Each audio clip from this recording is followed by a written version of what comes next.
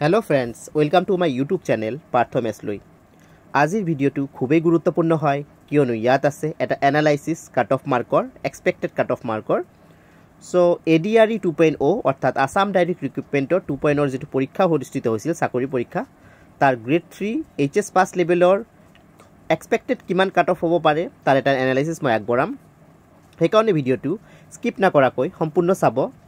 আৰু যিসকল বন্ধুৱে নতুনকৈ মোৰ ভিডিঅ' চাই আছে অৰ্থাৎ ফাৰ্ষ্ট টাইম আহিছে ইউটিউব চেনেলটি লৈ আপোনালোকক এটা অনুৰোধ কৰিম, মোৰ ভিডিঅ'টি চোৱাৰ পাছত আপোনালোকৰ যদি মোৰ ভিডিঅ'টি ভাল লাগে, এই ইউটিউব চেনেলটি ভাল লাগে আৰু আগন্তুক দিনতো মোৰ ভিডিঅ'সমূহ চাব বিচাৰে তেনেহ'লে কাইণ্ডলি এই ইউটিউব চেনেলটি ছাবস্ক্ৰাইব কৰি ল'ব যদিহে এতিয়ালৈকে ছাবস্ক্ৰাইব কৰা নাই, আৰু লগত থকা বেল আইকনটো প্ৰেছ কৰি ল'ব।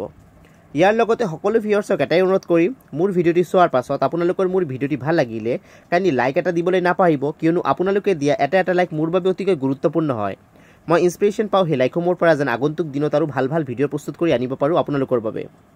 সো বন্ধুসকল আজিৰ যেটো এনালাইসিস আছে এটো আগবঢ়াবলৈ গৈ আছোঁ।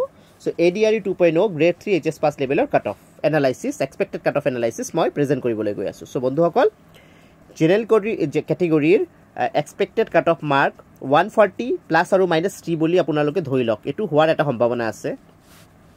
আৰু জেনাৰেল কেটেগৰীৰ মহিলাসকলৰ 135 প্লাছ আৰু -3 এটো হোৱাৰ এটা সম্ভাৱনা আছে। এটো হৈছে জেনাৰেল কেটেগৰী আৰু মহিলাসকলৰ বাবেও বেলেগকৈ দিছোঁ, কাৰণ যোৱাবাৰ মহিলাসকলৰ বাবে বেলেগকৈ তেনেকৈ কাট অফ আছিলে মহিলাসকলৰ বাবে।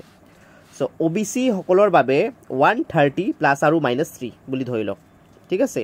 আৰু ওবিচি মহিলাসকলৰ বাবে মহিলা কেণ্ডিডেটসকলৰ বাবে 125 প্লাছ আৰু -3। সো এছচি কেণ্ডিডেটসকলৰ বাবে 130 প্লাছ আৰু -3 লৈ যোৱাৰ সম্ভাৱনা আছে। আৰু এছচি মহিলাসকলৰ বাবে 120 প্লাছ আৰু -3 যোৱাৰ এটা সম্ভাৱনা আছে এক্সপেক্টেড কাট অফ। আৰু সো এছটি প্লেনসকলৰ যদি আমি চাবলৈ যাওঁ তেতিয়া আমি চাব লাগিব যে 125 প্লাছ আৰু -3, আৰু এছটিপি মহিলাসকলৰ বাবে যদি যাওঁ যে 120 প্লাছ আৰু -3, আইদাৰ প্লাছ আৰু -3 কৈ দিব এইটো মহিলাসকলৰ বাবে এছটিপিৰ।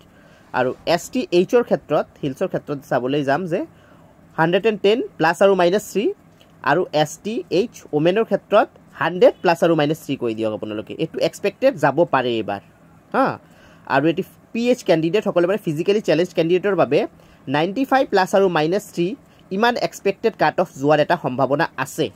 এইটো এটা এনালাইচিছ যে কিমান সম্ভৱ প্লাছ আৰু মাইনাছ কৰি আপোনালোকে চাই ল'ব যে কিমান হ'ব পাৰে, তো সেই হিচাপতে কাট অফটো যোৱাৰ এটা সম্ভাৱনা আছে। এইটো এটা এনালাইচিছ আগবঢ়াইছোঁ এক্সপেক্টেড কাট অফৰ ওপৰত, ইমানখিনি কাট অফ হ'ব পাৰে।